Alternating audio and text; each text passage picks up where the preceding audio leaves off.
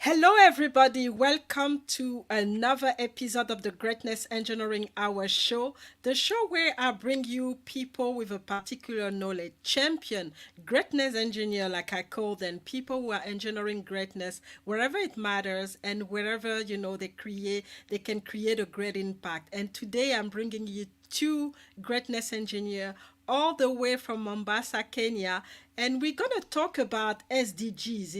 It's part of the special on SDGs, but we're gonna focus on SDG 1, 5, and 8. They will explain to us what it is all about. And the topic today is promoting entrepreneurship for poverty alleviation and sustainable economic development. So, who are those guests? You probably seen them so far before because they've been doing some tremendous work so far, and I think you've seen what they've been able to do on social media. We have Mbithi. She's a social entrepreneur and a tech enthusiast, and she will have the opportunity to let us know who she is and what she's been doing, and we'll be talking also about a latest project together with my other guest, Maureen Magak. She's also a greatnet engineer. Like I said, she's empowering youth, and she's passionate about women leadership, entrepreneurship, health, and human rights. So I'm not going to say much. I'm going to have them with us today, and they will have the opportunity to introduce themselves a little bit more in detail.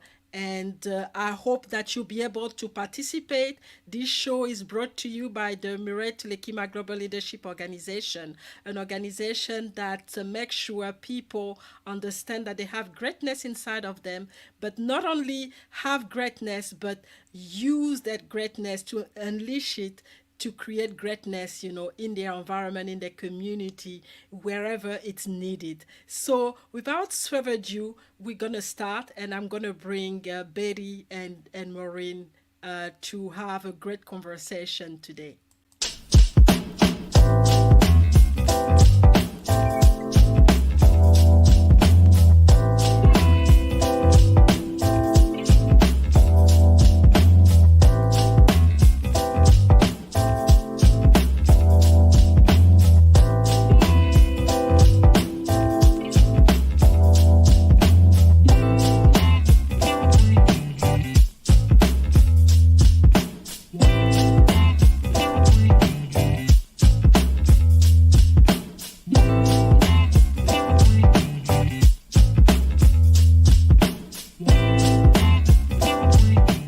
Welcome to another episode of the Greatness Engineering Hour show, the show that is brought to you by the YWCA Global Leadership Organization.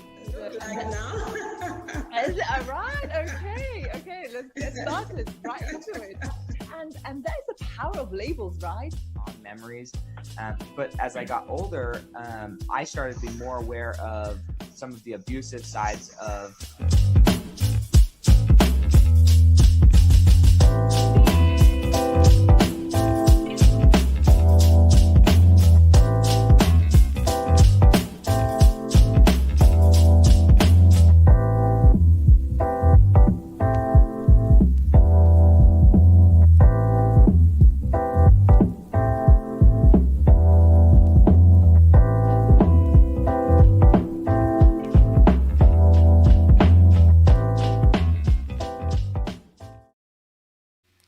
So, welcome to the Greatness Engineering Hour show, Betty and Maureen. It's a great pleasure to have you here on the Greatness Engineering Hour show. And I'm really looking forward to have a great conversation today because the topic that we're going to talk about is of actuality, especially with everything that is happening with the pandemic and really, what we've seen so far on the continent as well, because you coming to us from Mombasa, Kenya, and we're really happy to discuss the promote how you promote entrepreneurship for poverty alleviation and sustainable economic development. But before we start, on this, what I think is going to be an amazing conversation. Just want you to introduce yourself to the audience. Let us know who you are and, the key thing that we need to know about you and your journey as an entrepreneur, and and how in your the empowerment work that you're doing. So I'm going to start with Maureen, and please, Maureen, let us know who you are. Hello everyone, how are you doing? So my name is Maureen Magak, coming from Mombasa, Kenya, and currently I work at YWCA as SRHR program officer. I also have once served there as a board member, and I am an entrepreneur. I am a founder at Lender Voice Africa, which is a community-based organization. I'm also a founder at Farm Delicious. Glad to be here with my co-founder, and we'll talk much more about that later. I have a medical background, that is medical laboratory sciences. So I can say I'm multi-talented and happy to be that powerful woman who can, I believe I can do everything because God has enabled me. So I'm also so passionate about women and girls empowerment. So that is mostly my work at the YWCA, when you do a lot of women empowerment in sexual and reproductive health and rights, when you create those safe spaces for women. So here at Mombasa, I am really glad to be here because we will share a lot that we are doing with also my co-founder, Mbithi. Thank you. Fantastic, and it's really great to have you. And I've seen what you're doing. It's just amazing. But we'll get the opportunity to talk about it. Let's have Betty introduce herself. Betty, let us know who you are. And I've muted you at some point, but you can unmute yourself and let me know. Let the audience know who you are and what you've been doing so far. Thank you, Muriel. Good morning, good afternoon, good evening. My name is Betty Mbithi. I'm from Kenya, and my background is business development. I love technology, but I'm passionate about entrepreneurship. I help young entrepreneurs and women to discover whether entrepreneurship is the thing they want to do. And this is because entrepreneurship is not for everyone, and that is just okay. It doesn't mean that if you're not doing entrepreneurship, you cannot make a difference. And that's why I founded the Abetec Business Solution. And this is with the mission to ensure that we are building sustainable and inclusive businesses whereby we can be able to eradicate poverty, the SDG 1, and we can ensure that women are coming along with us and no one is left behind, and that is the SDG 5. Gender equality. And finally, we can ensure that we can be able to create job opportunities for the young ones. And recently, we also added another SDG with my Maureen, co-founder of our newest startups, Farm Delicious, and that is the SDG 3. And that is where we are saying we also want to have good health and well-being. I'm the founder at Abetec Business Solution, and I'm very glad to be here. Thank you. Yes, I'm so glad to have you guys, because I always tell people that I bring you hidden figures, because people who are doing work on the ground, but I've never seen in the light. So just to start the conversation, I mean, you doing a lot of work with the young generation. Just what I want to know is, in terms of, the youth and poverty, what are you actually doing concretely? How are you helping them to actually, start things from themselves or get into entrepreneurship? So what are the key things that you use, the tools and strategy that you use to do your work and make an impact in that part of the population? I'm just gonna ask Maureen first. Okay, thank you so much, Mirel, for that very good question. So it is true that we are living in a part of a not developed world, and therefore we have constant challenges to, deal with poverty every time. So the message we are taking out to young people every day is that poverty is man-made and man can undo it, because now we have the potential to just do whatever we can do to make our lives better. We take a message to young people that your past or your family status does not define your future. Therefore, we approach our youth with a lot of life skills mentorship into just discovering who they are, because it all starts from who do you believe you are? How do you define yourself? Where is your self-esteem level? Where is your, what are your dreams? So we do a lot of envisioning and goals, just find their path for this youth to realize they have the ability. So because as part of our strategy, which Betty and I saw that it really works, is first to focus on behavior change, to just change the perspective that it doesn't matter what you got, the grades you got in school, it doesn't matter the family you got yourself into. It matters what you think you are, and it matters what you're dreaming, and it matters what you think you can do. Now, another thing we tell the youth is that never use the word I can't. You can. Everything is possible.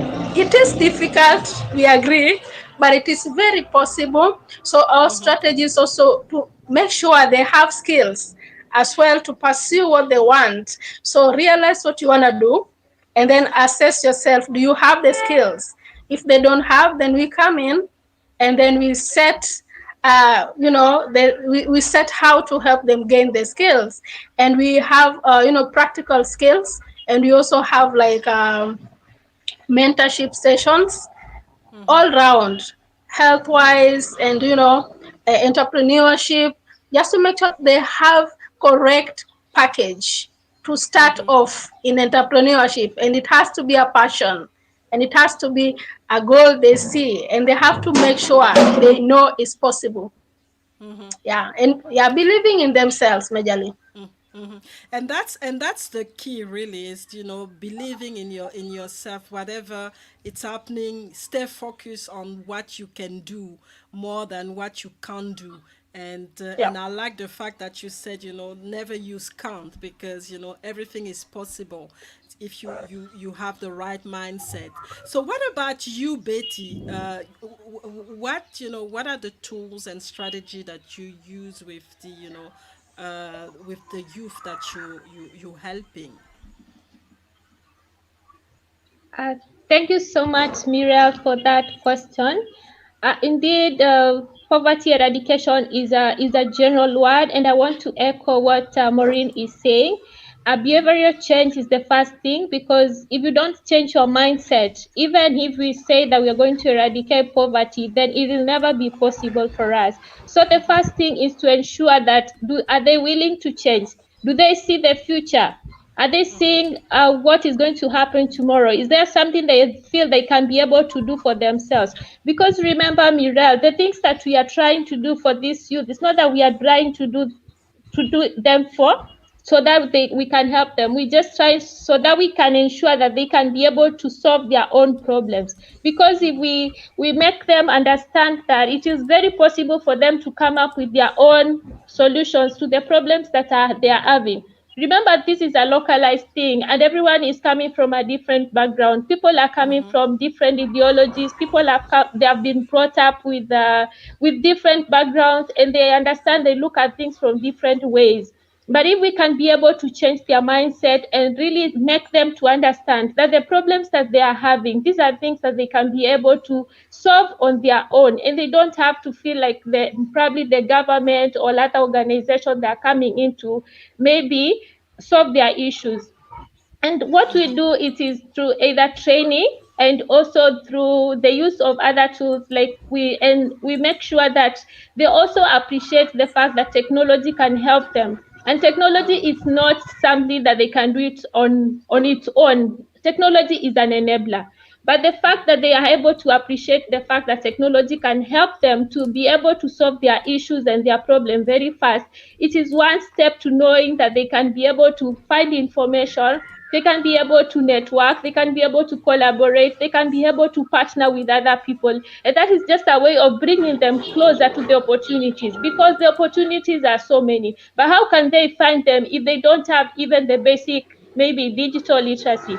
If they don't have, they are not able to operate maybe something from their phones, from their computers. How are they able to understand there's an opportunity that Mirel is offering when you're so far in Australia, yet there are so many things that they can be able to get from. So some of those are the things that we are ensuring that we are doing. So we do this through trainings, we also do workshops, and like Maureen said, we also do mentorship. And apart from all those other things that we are doing with Maureen, some of those things we do together, and we ensure that they are included, they feel part of the solution. Because at the end of the day, entrepreneurship, Mirel, is not for everyone. And then as much as we are trying to encourage them and inspire them to get into entrepreneurship, we really don't want to believe that everybody can become an entrepreneur. Remember, some of these young people, they are coming in just because they didn't maybe get a job after graduation, and they're trying to look for something to do. And if that thing is not in their heart, that is why you find so many businesses that are failing. So we want to understand, are you for it or you're not for it? And that's why we also offer trainings on how you can be able to gain skills to become more employable. Because there are people that are very good when they are employed. They can do a very good job. So we are not in a scenario where we are trying to tell everyone to become an entrepreneur. Yeah. And that's important. That's important to stress out, is that, entrepreneurship is not for everyone. And people need to understand it's about employability. So, employability, however, as an entrepreneur, or employability as, working in the government or working for your corporate. It doesn't have to be you becoming an entrepreneur. You can still, have an impact and empower yourself while working for the government and while working for a private entity. So we're gonna have a small break, and then we'll come back and continue this conversation that has started really well. So we're gonna have a break for a few minutes, and we'll be back to continue the conversation. My name is Mbithi. I'm the founder at Abetec Business Solutions, Thank you. a social enterprise empowering young people and women living in peri-urban and rural areas with skills to become either employable or to start their own income-generating activities. What inspired me to start Abetec Business Solutions was my experience as a young person. I grew up without clear direction. I ended up changing my career 3 times, and I didn't want that to happen to any other young person. Seeing young people take charge of their lives makes me wake up every day fulfilled. Likewise, seeing women embrace technology and entrepreneurship gives me a reason to keep pushing, because I know together we can build a better world. My turning point came in 2017 when I met Miral Tokima. She became my mentor, and as I watched her, I learned so many things. 1, you should never limit yourself as a woman. And 2, you should always remember that you have greatness within you. Always engineer that greatness where it matters. And her being in STEM, and with all the boldness and the fearless attitude that she carried herself with, it really inspired me to keep going. Around that time, I met my old friend, Maureen Magak. Maureen is a young person, very passionate about youth empowerment. We have known each other for a very long time, but in 2019, we started an initiative to build sustainable solutions around food security, but also as a way of inspiring young people to start embracing agribusiness so that at least they can be able to use it as a tool to eradicate poverty. So here we are. Looking back, by God's grace, it's been greatness engineering, step by step. Thank you. Fantastic. So it's been greatness engineering. So you have this new project, and and I really want to know a little bit more about it. So, and it's part of your vision to alleviate poverty still, and it's a strong one because when we are young, we don't look at agriculture as something that is cool, because for a lot of the youngster is like, okay, agriculture is not for me, it's too hard, and we don't really look at it as something that can actually empower young people. So I really want to know how it started, how it came to you to get into that space, and whatever you've been doing so far. Betty, you can start on this one. Okay, so I grew up in the farm, and as I was growing up, there are so many things that I enjoyed in the farm. There was fresh food, everything was okay, the air was fresh. But there's something that really kept on disturbing me. I didn't see how the kind of the hard work that we were so much engaged with, how it really paid off. There's so many times that we harvested and everything went to waste. There's so many times that we couldn't even have anywhere to keep maybe things that were perishable. And I kept on thinking maybe agribusiness or agriculture is not something that could be able to, hey, it's not an economic thing. I thought probably it's just something for people that are living in the farms. It doesn't really.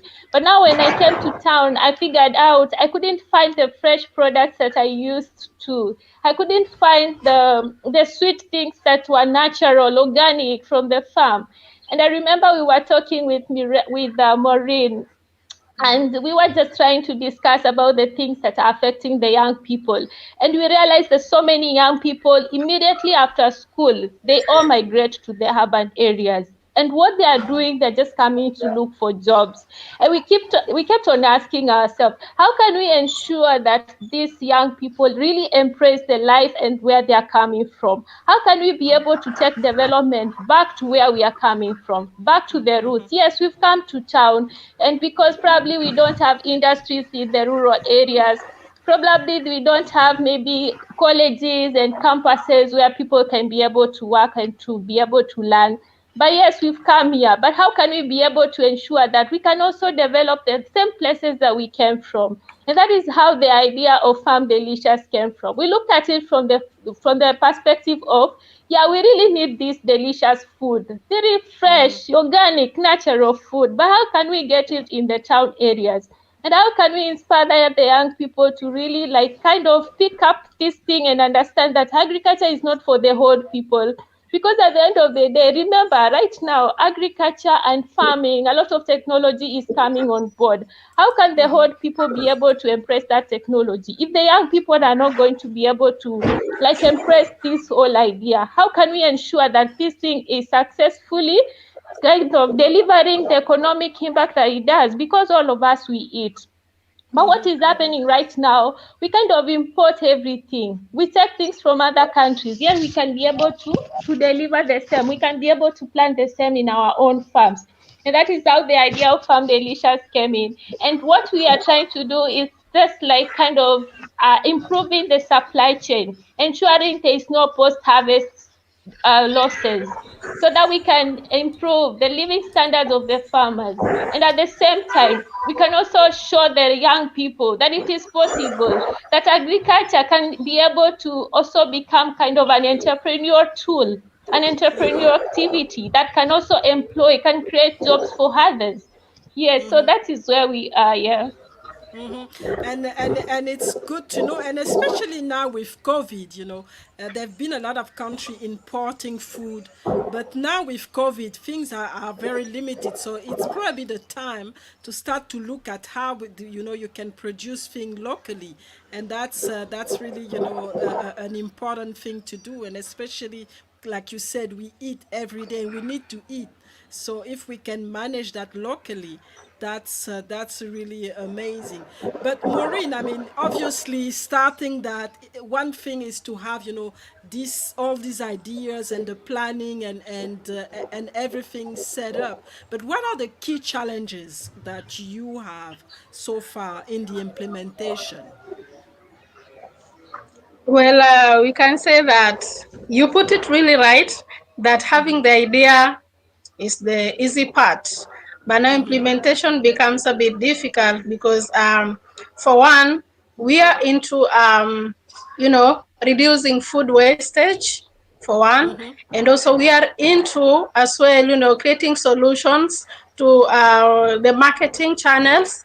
Because again, something Betty forgot to, say is that in the rural setting that we are in, at the coastal region, we have a lot of local women selling their produce, literally on their heads, walking with them from door to door. And then that is coconut. That is coconut, which is very heavy. And that is cassava. That is mangoes, which is very heavy.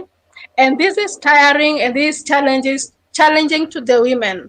So we looked at this, and we are like, one thing we are working on is how to get to purchase it from the women and put it in a centralized place where people, buyers can get it without the women working for 5 hours to sell something that they would have, easily done through us. So thereby creating a lot of opportunities, and also promoting well-being as SDG for this woman. And of course, thereby prolonging, the productivity and the life. Now, the challenge is that first, such a big dream needs machines. Yeah, because some of the things you're gonna get in a raw form, we need to store them, and some of them storage means dry them up, and drying, that is a costly machine. Yeah, that we cannot wake up one day and get it. We have to go through funding, fund drives. And another thing is we need like a big space, and the big space will come with rent. And this is a rent that you are not saying that you can like pay it off at once. It comes with a huge sum of amount, because what you're looking for is also security. You have your machines there, you have the goods there, the goods you want to sell. Therefore, you won't be carrying them home every day. You have invested, so you need security there. So you're looking at a place where it has security, a place that offers you a good space, and a place that is accessible. Now you find that most of the places that are like accessible in, let's say, in secure places in town, are very expensive to afford. So that means at our level, we will be forced to probably start at the village level, almost at a village level, because that is what we can afford. And it's not bad, but I know that with God all things are possible. We'll eventually have time to climb up and get the support we need. So again, when you're starting off, I know we obviously talk to our friends, we talk to our family, and we sell the idea, and the discouragement. I can Discouragement, imagine. like, That's what I was asking, because I know, how it is. At the beginning when you start say, yeah. okay, are you gonna be able to do that? Yeah, yeah, like guys, this is a big idea. Even the government cannot sustain such. Are you sure you're gonna do it? How much do you have right now? So that is a challenge. And Betty can tell, even when you want like, some investors, some partners to say, and they'll be like, how much do you think it will take for us to start getting serious money? And that is not an answer you can get, because Betty and I understand we come from like much of a social gain background, where we really invest in people first before you see the money coming in. And that is not what everyone can like connect with at the moment. So I know at the moment it looks crazy, but we have the SDGs to fulfill. We have the alleviate poverty, and it does not just go away. It does Mm-hmm. the poverty does not ask you how much money do you have, Mm-hmm. because you don't have solution. It is still there. But if you can have a baby step solution, then you are on the right track. Mm-hmm. So you might notice that we are not only alleviating poverty of hunger. We believe that there's so much poverty. When you have lack of knowledge, that is poverty. When you have lack Mm-hmm. of good health, to us, that is poverty. And there comes when now you don't have enough to eat. Now, I know people from the village, what we are selling to them as well is that how to like save the little you have. There Mm-hmm. is temptation to waste the little food that remains, and it Mm-hmm. is not intentional because they do not know how to save them, how to store them. And that is where Mm-hmm. farm delicious come in, educating the farmers and then offering solution to be kind of like helping them, bring it to us. We help you, store it so that we can move together. Like we work as a team a lot with the Mm-hmm. farmers as well from the local level, because they are our major, people, and they have to get it right so that Mm-hmm. we move as a team. Yeah. Mm-hmm. And that's, and that's, I mean, that's the life of entrepreneur, social entrepreneur. There are always challenges at the beginning. It doesn't always start, very well, and that's why you always have to be very creative and innovative to know how you can find a way to solve the problem. And one way might be, like you said, collaborate with other people because you don't have enough yourself. And collaboration is now really the, the key things. Especially we've seen it now with COVID, all the limitation. It's about collaboration and getting the right collaboration. So it's not going to be just you and Betty anymore. You probably have to invite more people to fill the gaps that you have, so that you can get this project and this dream of yours, going. So on that, we're gonna have a small break, and we'll be back again to continue this very exciting conversation with Betty and Maureen. So don't go anywhere. We'll be back after the break.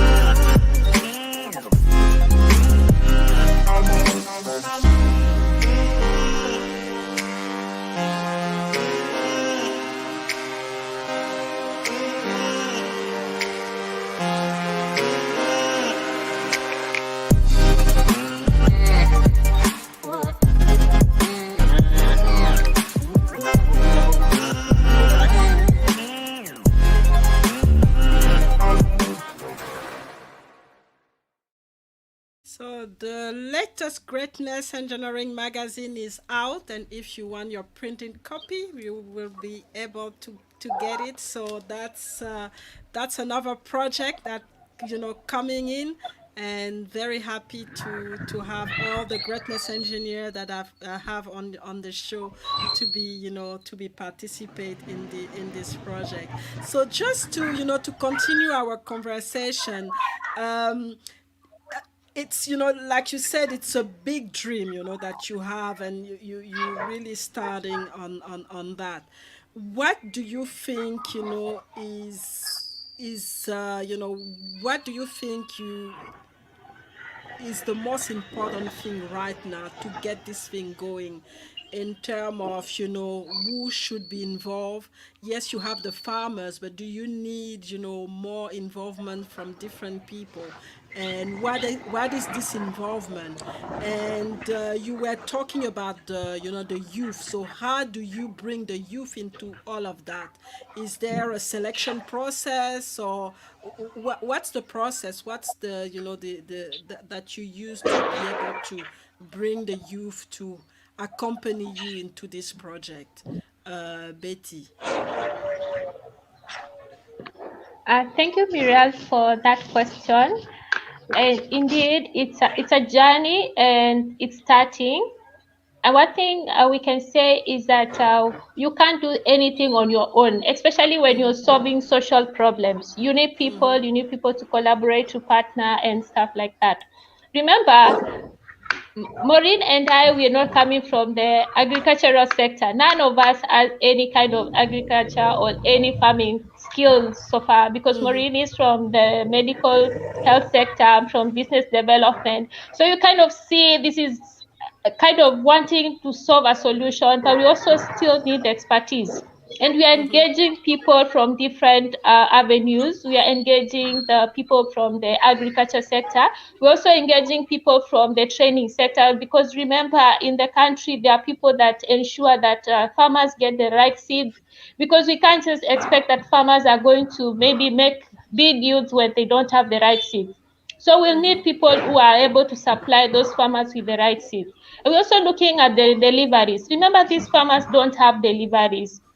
These farmers, they travel from different places. Remember, like what Maureen said, sometimes they go for kilometers because they don't have access to anything that they can travel, or they don't even have the capacity to do that. So we are also trying to get partners in deliveries who are able to support us for now, because we also want to go lean, want to kind of do a bootstrap where we don't have to invest a lot of, we just want to grow with it, such that we don't have to start our own deliveries. We want to involve other people, so that at least if it's a local place, those people are delivered by the same locals. They feel like they own the project. We don't want to run a project that we feel like we are in charge.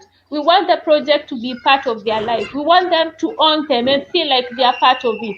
And this will bring the kind of situation where, because remember that our customers, there are people, they are local manufacturers who want food ingredients. And we want these food manufacturers to understand they can be able to get traceable, healthy, quantity, and quality products. And that is what we are assuring them. And for us to be able to do that, we also need to partner with them to know their needs, to know what do they really want. If someone is into either cassava flour, someone is doing coconut oil, how much do they need? And now we are assuring them we are going to give you quality. And in that way, it is possible for us to ensure that the market is not saturated with products that are not good, for the health, for the customer, for the health of the consumer. In as much as ours is a B2B kind of a model, we are also ensuring that whatever will get to the customer, it is in the right kind of ingredients. They are not mixed with some artificial things. The manufacturers are not just using products they don't know where they are coming from. So that is where we want to come in, to ensure that whatever they are using is something they understand. This is coming from so and so, and this is coming, and it is well validated, it is well verified, and we have people that are doing that. So those are the kind of partners that we are looking for. And for the young people, like we said, we want them to get involved. We have different youth projects that we are running currently. And like I said, sometimes people have different aspirations. And just because they have not gotten a mentor, they have not gotten someone to be able to guide them on what are some of the aspects they want to pursue. Maybe there are some who really want to pursue the agriculture bit of it, but because they feel probably they are coming from a background of technology or an IT, and they feel like I'm not the fit, I'm not the person who can be able to do that. Those are the kind of mentorship that we are looking for. People that have been in agribusiness who can be able to mentor these young people to really understand what can they do so that they can be part of this. Remember, what as we all do it. Okay, we lost a little bit of Betty. That's a shame because she was really, Those are kind of them, yeah, we are doing right now. Okay, all right. So we lost you at some point, but we got the full idea. So I mean, Maureen, with all of that, what I wanted to ask is, woman, what is, the uh, uh, are women interested by, this project? Because we're also talking about empowering women in the process. So how is it going, and how, do you see women having a role in this project so far? Well, thank you for that question. It's a very good one, especially now, this time of COVID-19. And imagine one day in the life of this woman who has for 10 years worked to, sell these products very heavy on her head every day. It might look like she worked a few hours because she sells door to door, but she actually worked for 10 hours without stopping for more. The only time she rests is when she stops to sell. And this is 10 hours. Now, this woman has managed to raise a minimum of 7 children on her own. She has a husband at home.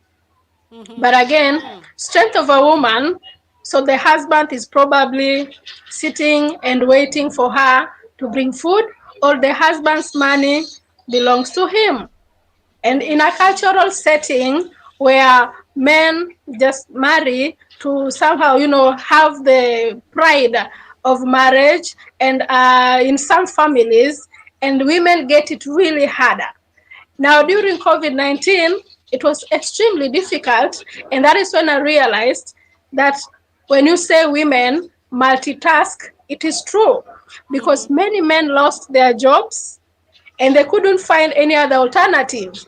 But when women lost their jobs, you found them out there frying potatoes, you found them out there vending, selling tomatoes. They adjusted.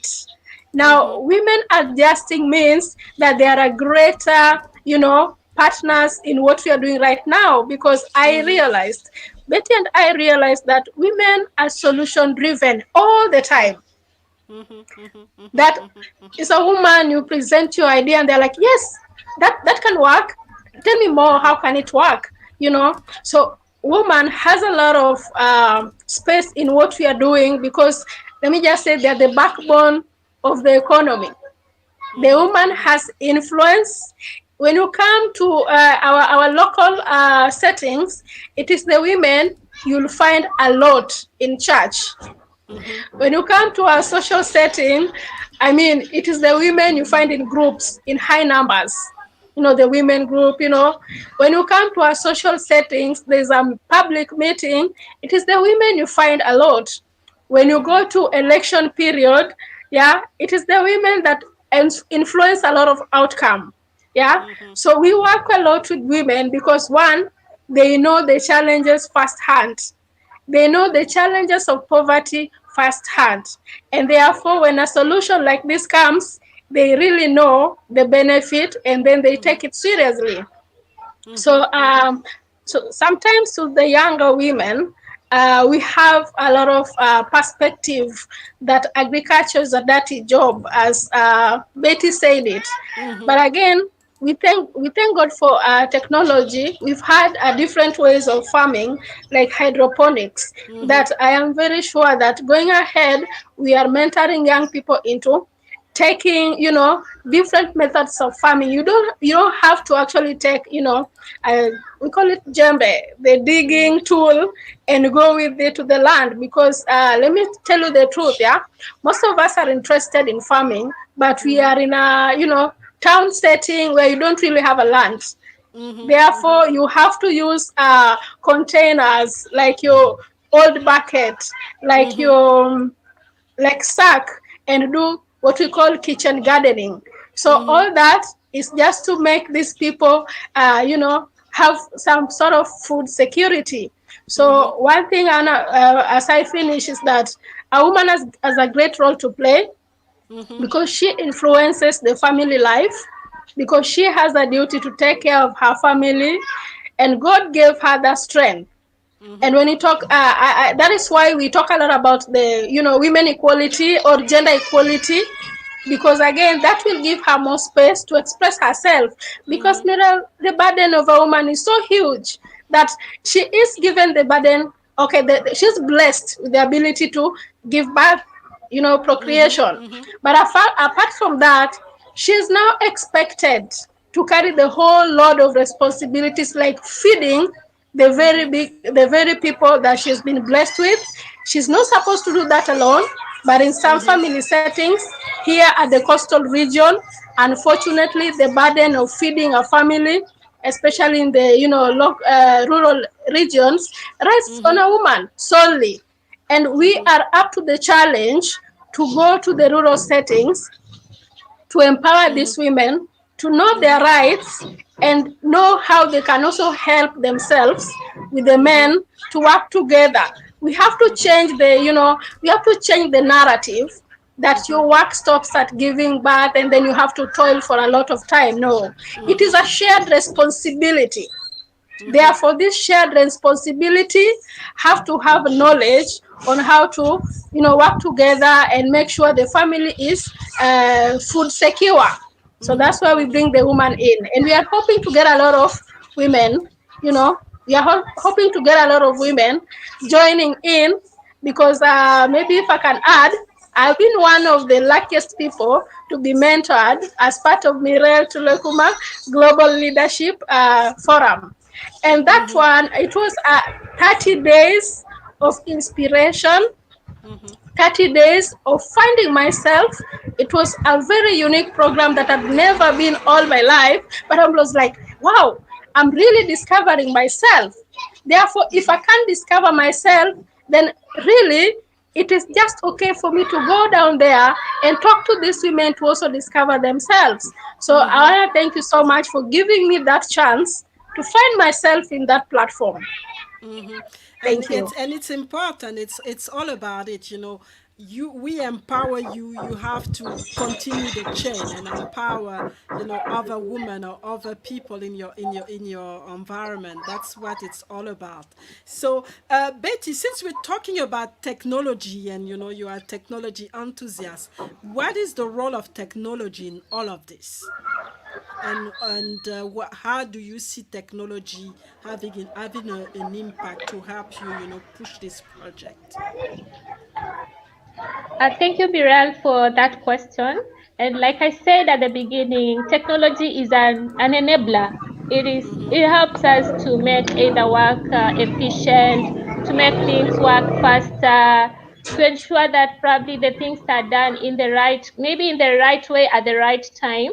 Because, for example, if we are looking at a situation that we want people to like order products, we don't want them to start calling us and saying that, Maureen, I want like 10 sacks of this, we want like 10 sacks of coconut, we want 10 sacks of cashew nuts. We want to have a place they can be able, at the comfort of their shop, at the comfort of their manufacturing plant, they can be able to send a text that can be able to notify us from our end, and we can be able to like notify our village centers that this is the quantity of the product that we need.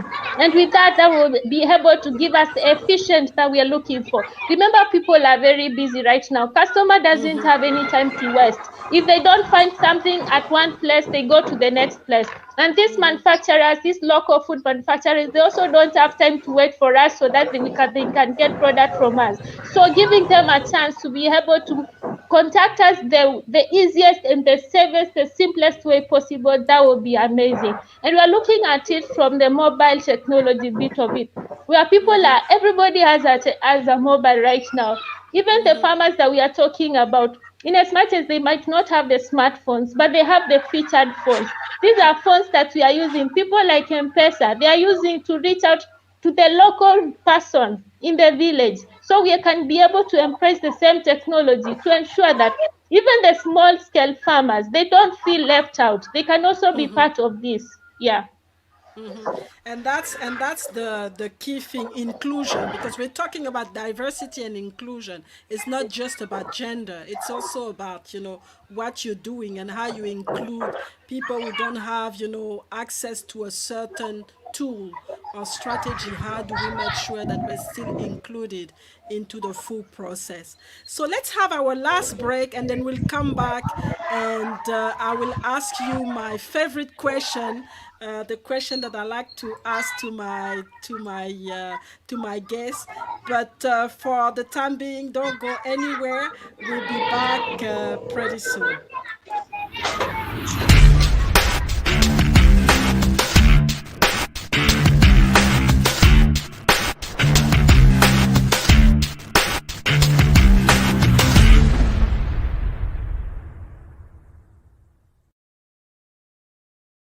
So we are back. We are back with Betty and Maureen, and my magic question is, what is the legacy that you want to leave? Because you've been doing tremendous work, social work, and you're still very young, and you basically took the responsibility to lead and to really make a difference in your community. So just want to know, what is the legacy? What's next for you? Because that's very important to know for our audience. So Maureen, do you want to take this one? Yeah, thank you, Mirel, for that question. It looks really easy, but it is not an easy question. So I know. I want to leave a legacy of the Marine that during my lifetime, I was able to change many women's lives. I was able to make the many women believe in themselves. I was able to give them opportunity to really know they matter in all aspects, in health, financially, and even just from individual perspective. This is because I've gone through a series of mentorship, right from Mirail to Lokuma Global Leadership, mentorship by the YWCA of Kenya, mentorship by the Cherry Blair Foundation, mentorship that taught me one thing: live to enrich others' lives. So I want to be that person that is very selfless and easily influences other people for the better, and live in a world where there's no poverty. As I said, poverty is man-made, and I want every person to believe man can undo it. Thank you. That's a powerful, actually powerful legacy that you want to leave, and I'm really thrilled to hear, because you are on the way of doing that. You're already making a difference, in young woman life, but also now with your project in everybody's life, because like you said, everybody eats, so you're gonna start to make a difference locally, and hopefully it's going to be a global impact. So thank you for that. So Betty, what is the legacy that you want to leave, and what is your dream in a way? Thank you, Muriel, for that question. It's not an easy question, like Maureen would say. But one thing I would really want to be remembered for is that I was able to help someone really recognize that they have potential within them, and they have untapped ability, and they can be able to do anything in this world. They can be able to remove all the limitations, and they can be able to remove the mindset and be able to at least put something that they can help others. I want to be remembered by the fact that I realize and also recognize that we have been given a lot of power, and that is, everyone has been created with something very unique. And the moment we recognize that we have that uniqueness in us, we will stop copying and pasting. We'll stop living lives wanting validation from anyone. We will look at it and from the perspective of, I am solving a problem. It doesn't matter whether you're an entrepreneur or you're working for an organization. The fact that you're carrying something unique within you is a fact that God created you in a unique way. And remember, everything that is in this world belongs to God. It is His property. And if we are not able to take care of His property, then that means we are relying on our talents. These are talents that we've been given. And we need to go out there. And by the time God comes back, He will ask us, I gave you a talent. What did you do with it? You say you hide the talent because probably you are not motivated, or you are not mentored, or you are not. You need to sometimes have to like wake up in the morning and decide, this is what I want to do. And that is the kind of legacy that I want to leave. That people are able to remember, yes, I am in charge of my life, and that I can be able to take this up, whether it is a risk or whether it is something that looks very uncomfortable, whether it is impossible, but I can be able to go out there, whether there's a motivation to do it or not. But I'm out there just to do what I'm supposed to do.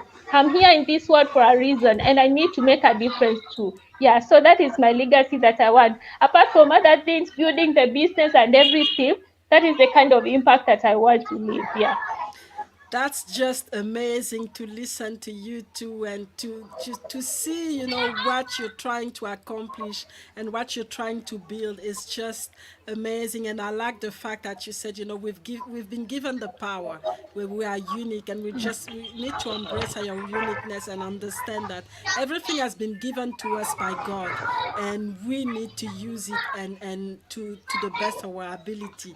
It's just amazing, and it's been an amazing hour, spent with you talking about what you do, and especially on your latest project, Farm Delicious. And I hope the audience has loved it as I has. So it's just amazing. And I just want to know, how do people get in contact with you, and is there something that you want to share before we leave this platform, something particular that is happening on your side? Maureen, you can start on this one. Okay, thank you for that chance. We have covered everything. So something in particular, we're having a lot of empowerment sessions that locally, Betty and I will update on our social media in terms of youth empowerment, so that the youth can also reach us more, so that they can also grab the spaces of training. As Betty said, we are also into technology with Abetec. Therefore, we need to share these spaces so much, because achievement starts from every skill you can grab, so that you can empower yourself. And also, I will be sharing on my handle about the Global Youth Summit that is coming up. We get educated from different ends. So we have the Global Youth Summit coming up, and that is World YWCA is part of it. And also sharing, we have many projects as well coming up with Betty. So I think we can talk about those much later, because today is about Farm Delicious, and they are very interesting as well. So we will talk about them when we get time. Not a problem. Thank you so Yeah. much, Maureen, for your input. Betty, anything that you want to add to that? Thank you, Mirel, one for the invitation, just to let us in here and yeah, taking us through the question. It was just amazing and inspiring at the same time. And for us, you can also reach us on our social media. We are very new in social media, like they said, we just started. So the handle is Farms at Delicious. That is the handle for all our social media. And for our other media, you can always Betty Mbithi is my LinkedIn. For social media is Betty Muli, all my social media handles. And for other projects, like Maureen said, there's so many things that are coming up. If you really want to be inspired and to discover who you are, to discover whether you are a fit for entrepreneurship, you can always get in touch with us, because we don't want to force you to entrepreneurship if you're not, but you also need to take the chance to really understand if you are or you're not. And that is the invitation that we are getting and we are taking for you. Yeah. Thank you so much, Maureen and Betty, for your input and for the inspiration, because it's just inspiring to see how you making an impact in your community, and helping the youth and women to really take things to the next level, and most of all understand that they have this uniqueness and they can use it to solve their problems and to create a positive impact for everybody in the community. And that's what Greatness Engineering is all about. And I'm really happy that you actually represent this Greatness Engineering that I've been talking about for years now. And I know it's a powerful philosophy.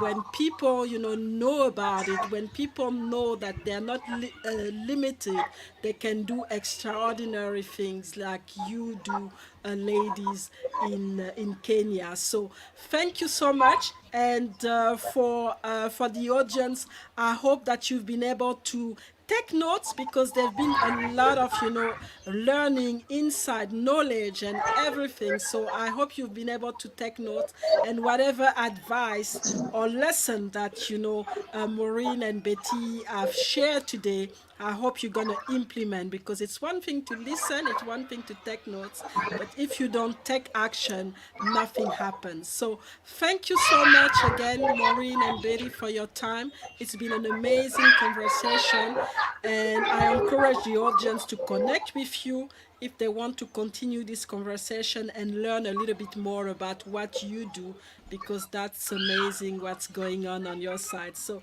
thank you. Have a great rest of the day, and it has been a real pleasure to have you on the Greatness Engineering Hour. And we really, I really appreciate whatever you have shared with us today. So take care, and see you soon. Bye. Thank you so much. Yeah.